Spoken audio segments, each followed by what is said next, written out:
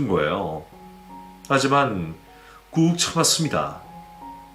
자꾸 전화하고 싶은 충동이 들길래 그냥 핸드폰을 서랍 속에 넣어버렸어요. 그리고 저도 모르게 잠이 들었습니다. 시간이 얼마나 흘렀는지 모를 정도로 자다 깨달을 반복하며 물만 마시며 버텼어요. 그동안 몸에 피곤함이 쌓였는지 한번 자면 쉽사리 깨기가 쉽지 않더라고요. 이제는 나를 사랑해주는 사람도 없으니 어떻게 살아야 하나 싶은 생각에 그 생각을 떨쳐버리려고 더 깊게 잠들었었어요. 저는 개인적으로 스트레스를 받으면 자는 걸로 풀곤 했거든요. 한참 잠이 들고 난 후 눈을 떴는데 이상하게 몸이 가뿐하더라고요. 날은 이미 밝아 있었고요.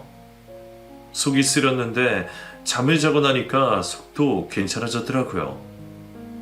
뒤늦게 서랍 속에 고이 모셔놨던 핸드폰을 꺼내봤어요.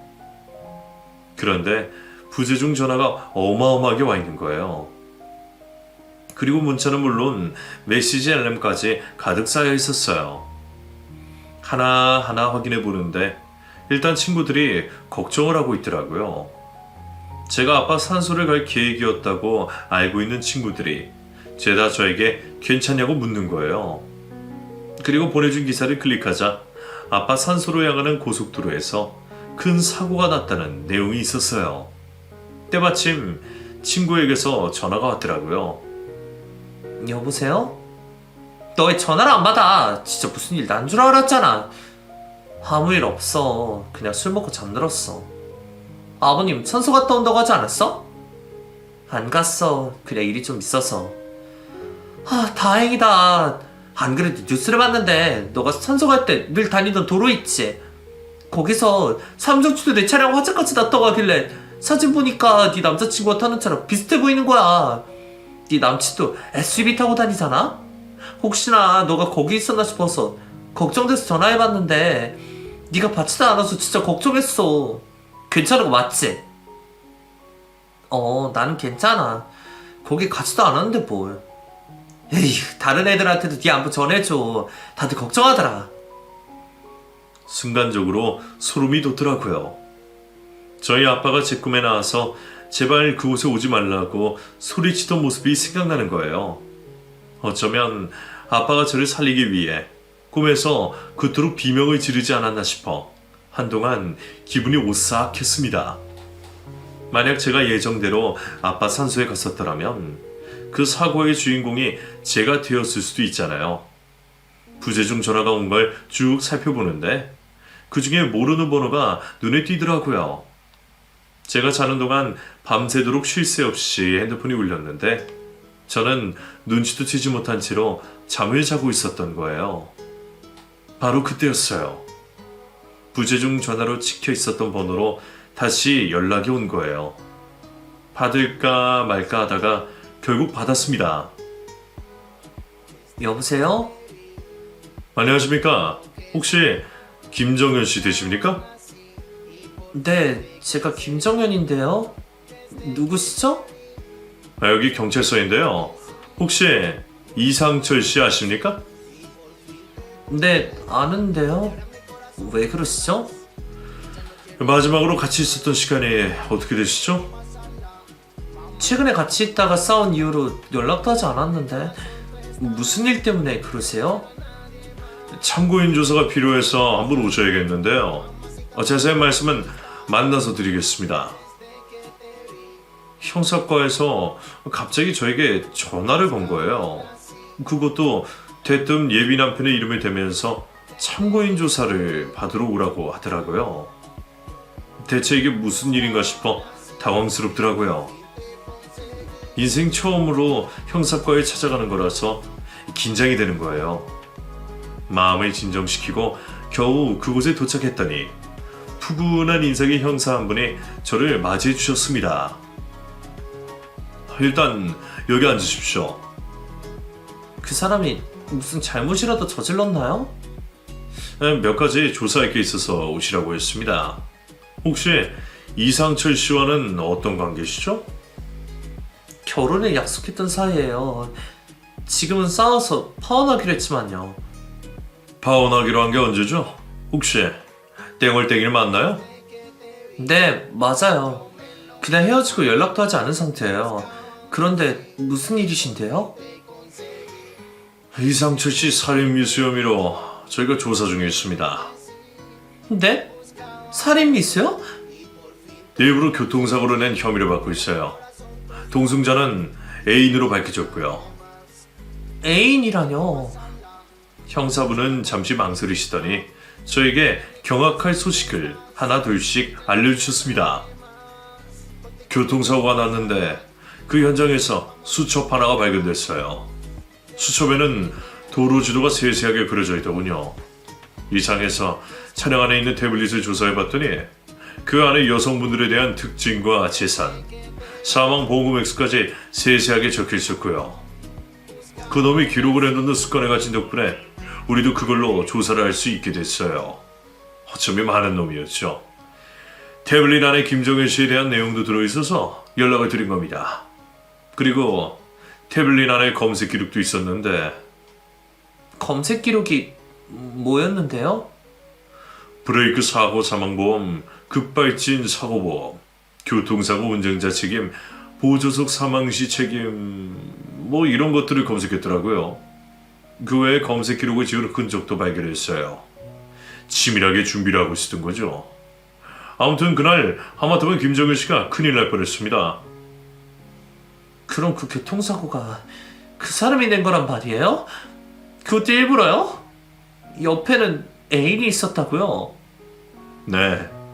이 사건 현장에서 이상철 씨는 운전석에서 미리 빠져나와 있었고 여자분은 급히 병원으로 이송이 됐는데 다행히도 몸은 무사하십니다. 천만 다행이죠. 그날 저랑 갈 곳이 있었는데 왜 다른 여자랑 있었던 거죠? 저희가 추측하기로는 그놈이 돈이 궁했던 걸로 보입니다. 김정현 씨를 타깃으로 범행을 할 예정이었는데 계획이 틀어져서 다른 여자한테 여행을 가자고 꼬셨다고 하더군요. 그 여자 또한 사실혼 관계를 유지하고 있었다고 하네요. 그게 말이 되는 거예요? 저랑 결혼까지 진행하면서 다른 여자랑 사실혼 관계였다고요? 안 그래도 조사하면서 저희도 놀랐습니다. 허점이 많이 보이더라고요. 물증을 흘리고 다녀서 저희도 쉽게 파악할 수 있었습니다. 이리저리 여자를 찾아 몇 달을 걸쳐 놓았는데 괘씸하게도 전부 부모가 없고 형제도 없는 그런 여자만 공략했더군요. 그래야 재산을 뺏기도 수월할 테고 사망보험 수혜자로 해놓기에 편을 쓸 테니까요. 혹시 이상철 씨가 김정현 씨한테 사망보험을 들라고 하거나 재산을 달라고 한 적은 없습니까? 있어요. 결혼 준비하자면서 재산을 다 합치자고 이치해달라고 한 적이 있어요. 그런데 파혼하자고 하면서 제가 도로 가져왔어요. 보험 수혜자도 다시 바꿨고요. 잘하셨네요. 일단 경제적인 피해는 없으신 거니까 안심하셔도 되겠어요. 그런데 그 사람 약사에다가 재산도 많은데 왜 그런 짓을 벌인 건지 이해가 잘 안 가요. 그게 참 이런 말씀 들어도 되나 싶긴 한데 직업을 숨겼을 겁니다. 네? 제가 그 약국을 갔었는데요? 어쨌든 약사는 절대 아닙니다. 여성들을 현혹하기 위해 모든 걸 숨겼던 거겠죠. 들으면 들을수록 충격의 연속이더라고요. 제가 알던 완벽한 남자는 이미 없었어요. 도대체 어떻게 나를 속인 건가 싶어서 조사가 끝난 후 바로 그 사람이 운영하고 있었던 약국으로 달려갔어요. 갔더니 처음 보는 남자가 가운을 입고 있더라고요. 어서 오세요. 뭐 드릴까요? 저 그게 이상철이라고 아세요? 그 자식은 왜요? 저는 그 사람이랑 한때 결혼을 약속했던 사람인데요. 그분은 넌덜머리가 난다는 표정으로 한숨을 푹 쉬더니 이런 말을 꺼냈어요. 그 자식 믿지 마세요. 혹시 어떤 관계세요? 제가 그럼 사촌 형입니다. 평생 무슨 공부를 하겠답시고 집에서 놀기만 해서 대충 월급 지어주면 일 좀 하라고 직원으로 고용했더니 글쎄 가운을 훔쳐입고 약사 노릇을 하고 있지 뭡니까. 여자 꼬시고 다니면서 양아치처럼 울길래 당장 떼어 치우라고 했죠. 그랬더니 제 지갑에서 돈까지 훔쳐서 달아났어요. 아무튼 그 자식 때문에 골치 아픈 적이 한두 번이 아니에요. 그쪽처럼 찾아온 여자도 꽤 많아요. 그놈이 혹시 통장 잔액 보여주지 않던가요? 그 수법이에요. 포토샵으로 X 늘려서 보여주면 다들 속는다고 하더라고요. 아무튼 그 자식이랑 미래 계획 같은 거 세우지 마세요. 평생 후회합니다. 저는 분명 경고했어요. 결국엔 모든 게 거짓말이었어요. 저는 그래도 진심으로 사랑했던 사람이었으니 단 하나라도 진심이 있을 줄 알았는데 모든 것들이 가짜였던 거예요. 저에게 사랑한다고 했던 것도 평생 함께하겠다고 약속한 것도 전부 제가 고아였기 때문에 그 사람의 타깃이 된 거였습니다. 그리고 제가 파혼하자고 하니까 금방 다른 여자로 타깃을 바꿔버린 것이었어요. 그 사람에게 여자란 쉽게 이용하고 쓸모없으면 버릴 수 있는 그런 존재였던 거예요. 그게 너무 괘씸하더라고요. 끝난 일이지만 그놈의 민낯을 자세히 알고 싶은 마음이 생기더라고요. 그래서 수소문해서 병원을 알아낸 뒤 사고 현장에 함께 동승했던 애인이라던 여성분에게 찾아갔습니다. 처음에는 저를 경계하더라고요. 누구세요? 저는 이상철 씨와 결혼을 약속했다가 파혼한 사람이에요. 그날 사고 현장에 함께 계셨다고 들었어요. 뭘 알고 싶으신 건데요? 그날 저랑 싸웠거든요. 만약 제가 그날 싸우지 않았더라면 제가 그 사고 현장에 있었을 것 같아서요. 끝낼 땐 끝내더라도 그놈의 밑바닥을 확인하고 싶어서 왔어요. 그놈 수법이에요. 불리하면 싸우고 잠수 타는 거. 나도 많이 당해봐서 알아요. 그러다가 다시 화해하자고 연락 와요. 그럴 때마다 저는 바보같이 받아줬어요. 내 인생에 유일하게 믿을 수 있는 사람이라고 생각했으니까. 그 사람이 떠나면 나에게 남는 게 하나도 없다고 느껴져서 제가 의리내기로 자처했어요. 그 사람이랑은 5년 넘게 같이 살았어요. 서로 열심히 돈을 벌 때까지 잠시 떨어져 지내려고 했죠. 연락도 잘 안 되고 지칠 때쯤에 갑자기 저한테 여행을 같이 가자고 하더라고요. 그래서 설레서 급히 짐을 싸서 나왔죠. 사고가 날 거라는 걸 아예 모르고 있었나요? 처음엔 몰랐어요. 하지만 중간쯤에 알게 됐어요. 수상한 꿍꿍이가 있다는 것을요. 어떻게 알았어요? 제가 지루해 하니까 동영상을 좀 보고 있으라며 태블릿 주더라고요. 그런데 보다 보니까 그놈 아이디로 로그인이 자동으로 되면서 그 안에 검색 기록을 발견했어요. 하지만 그때까지만 해도 그 사람이 진짜로 그걸 실행할 줄은 몰랐어요. 그런데 정말로 브레이크가 고장난 척 사고를 내고 말더라고요. 그래서 제가 병원에 실려가면서 경찰한테 신고해달라고 했어요. 태블릿 보면 모든 걸 알게 될 거라면서 저놈 좀 잡아달라고 신신당부했죠. 그래서 사건의 진실이 알려지게 된 거였네요. 만약 조금만 더 운이 없었더라면 저는 이미 이 세상의 사람이 아니었을 거예요. 그 생각만 하면 지금도 아찔해요. 저는 절대로 그놈을 용서하지 않을 계획이에요. 그냥 풀려난다면 다른 여자들에게 작업을 치고 다닐 게 분명해요. 이제 더 이상 피해자가 생기면 안 되잖아요. 도울 수 있는 일이 있다면 제가 돕고 싶어요. 뭐든지 말만 해주세요. 한 번의 우연한 선택으로 인해 피해자가 바뀐 사건이잖아요. 그분에게 너무 죄송하더라고요.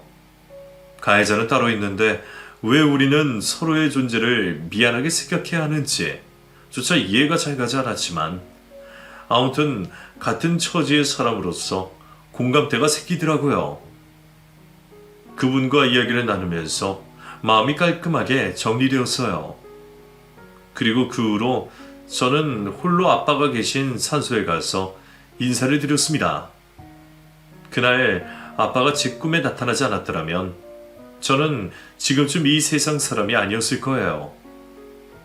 꿈에 나타나줘서 너무 고맙다고 앞으로 종종 꿈에 나타나달라고 기도했네요.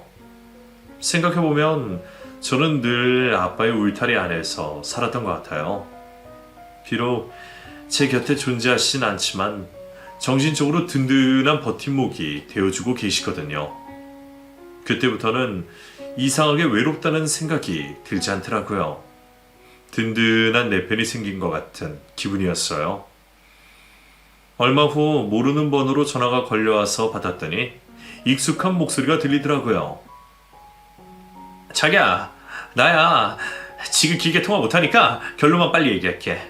나 좀 도와주라. 누구세요? 나잖아. 아직도 화나 있는 거야? 내가 지금 수렁에 빠져있거든? 지금 자기의 도움이 절실해. 다른 여자들도 많을 텐데 왜 나한테 연락을 했어? 가장 만만해 보여서 그런가? 자기가 무슨 얘기 들었는지 모르겠는데 나는 정말로 자기뿐이야. 다른 사람들 말은 믿지 마. 그쪽이랑 할 얘기 없거든요? 이만 끊어주실래요? 잠깐만. 제발 부탁이야. 전화 끊지 마. 내가 죽일 놈이야. 자기한테 본의 아니게 상처를 줘서 너무 미안해. 하지만 맹세할게. 정말로 내 인생에서 진정한 사랑은 자기뿐이고 앞으로도 자기밖에 없을 거야. 우리 행복했잖아. 서로 완벽하게 잘 맞았잖아. 이런 인연을 어디서 또 만날 수 있을 것 같아? 곱게 전화 끊으려고 했더니 안 되겠네. 야, 이 사기꾼아. 너 내가 그날 약속 취소 안 했으면 어쩔 뻔했어. 너 때문에 소중한 내 인생 마감할 뻔한 거 몰라? 그걸 알면서도 나한테 전화를 해. 우리 아빠가 꿈에 나와줘서 망정이지. 너 그때도 뭐라 그랬어? 꿈은 그냥 꿈일 뿐이라고. 네 계획 다 틀어져서 화낸 거 내가 모를 줄 알아? 네가 수첩에 그려놓은 지도, 태블릿에 써놓은 여자들 기록, 검색 기록 전부 내가 봤어. 너는 그냥 하류 인생 살아가는 형편없는 놈이야. 너 약사도 아니라며. 재산 내역도 조작한 거라며. 오죽하면 네 사촌형이 그러더라. 너랑 엮이는 순간 인생 끝나는 거라고. 맘 같아서는 내가 너를 어떻게 해서든 망가뜨리고 싶지만 내가 왜 가만히 있는지 알아? 무식하고 자존감 낮은 놈이랑 엮이고 싶지 않아서야. 그런 열등감으로 성공할 생각을 해야지 어떻게 범죄를 저지를 생각을 했을까? 그냥 너는 깜빵에 어울려. 거기서 평생 살아. 오해야. 내가 미쳤다고 의도적으로 사고를 내? 나는 억울해. 물론 내가 한때 방어했다고 사실이야. 하지만 자기를 향한 내 진심만큼 진짜야. 자기 말대로 나 열등감 덩어리 맞아. 하지만 내가 별 볼 일 없는 놈이라고 속였다면 자기가 날 남자로 봐줬을까? 나는 그저 자기를 놓치고 싶지 않은 마음에 선의의 거짓말을 해버린 거야.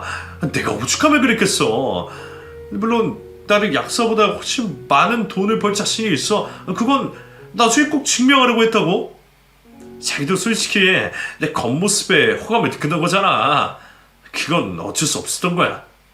사람은 누구나 가면을 쓰고 살아. 하지만 이제 자기 앞에서 가면을 벗어 던지고 진실된 모습만 보여주고 싶어. 그러니까 이제 우리 둘이서 새로 시작하자. 집안에서도 내놓은 자식이라며. 그때 만난 시부모님은 대형 아르바이트 쓴 거라고 하던데? 하나부터 열까지 전부 거짓뿐인 사람을 내가 어떻게 믿을 수 있겠어. 그리고 내 생명까지 앗아갈 뻔한 놈이랑 내가 다시 만날 수 있을 거라 생각해? 덕분에 내가 깨닫게 된 게 참 많아. 나도 지금 갖다 붙일 수 있는 건 죄다 갖다 붙이는 중이야. 곧상 날아가도 놀라지 마. 내가 지금 누구 때문에 바빠서 말이야. 이만 끊어.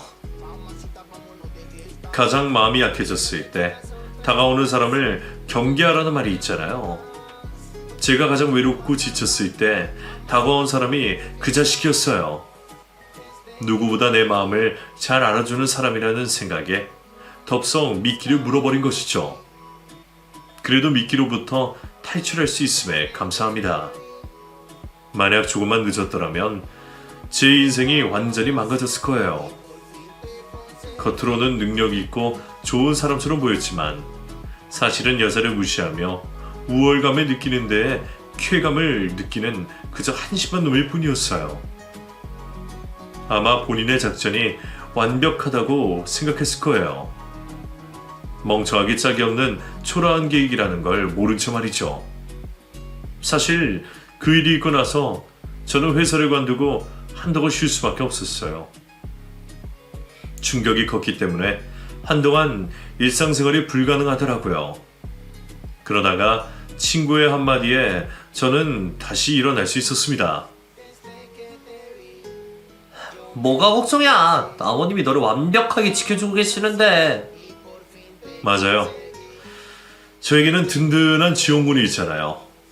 제가 어디서 무엇을 하든 어떤 상황에 처해 있든 아빠가 저를 지켜보시고 계신다는 생각을 하니까 마음이 안정되기 시작하더라고요. 그 꿈을 꾼 이후로 새로운 인생을 얻었으니 이제 새롭게 시작해야겠다는 생각이 드는 거예요. 이것 또한 아빠가 원하는 게 아닐까 싶어서 훌훌 털고 일어나 움직이기 시작했습니다. 그렇게 새 출발을 한 지 얼마 되지 않아 사랑하는 아빠가 꿈에 다시 나오셨어요. 저를 보며 말없이 미소만 짓고 계시더라고요. 저를 보며 웃으시는 걸 보니 저까지 기분이 좋아지더라고요. 그리고 그날 아침 아주 가뿐한 마음으로 잠에서 깨어났습니다. 그리고 그날 가고 싶었던 회사에 합격 소식을 받게 됐어요. 그 꿈의 길몽이었던 것이죠. 마치 아빠가 저의 소원을 이뤄주신 것 같은 기분이 들었어요. 마음가짐을 다르게 하니까 인생도 다르게 보이더라고요. 예전에는 솔직히 부모님이 안 계신다는 것 때문에 주눅이 들었고 든든한 무기를 잃어버린 기분이라 항상 자존감도 떨어졌는데 이제는 더 이상 그런 생각을 하지 않아요. 오히려 저는 보이지 않는 곳에서 도움을 주시는 아빠라는 존재에 너무 감사합니다. 앞으로도 저에게 많은 힘이 되어 주실 거라 믿어요. 여러분들 중에서도 만약 가족을 먼저 보내신 분들이 있다면 항상 마음속에 존재하고 있다는 생각으로 외롭지 않게 사셨으면 좋겠어요. 언젠가 기적 같은 일이 일어날 거예요. 저는 앞으로도 아빠에게 부끄럽지 않은 딸이 되기 위해서 열심히 살고 있어요. 그래야 나중에 당당하게 다시 아빠를 만날 수 있잖아요. 그리고 마음이 외로우신 분이 있으시다면 되도록이면 혼자만의 시간을 가져보시는 걸 추천해요.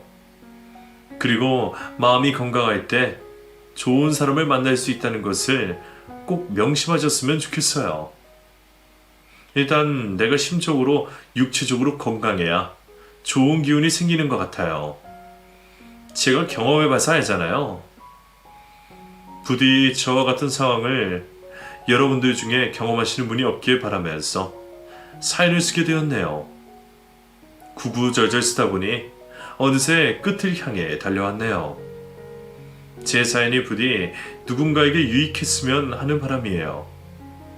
저는 이만 마지막 인사를 드리면서 여러분들의 앞날에 항상 행운이 따르길 기원하겠습니다.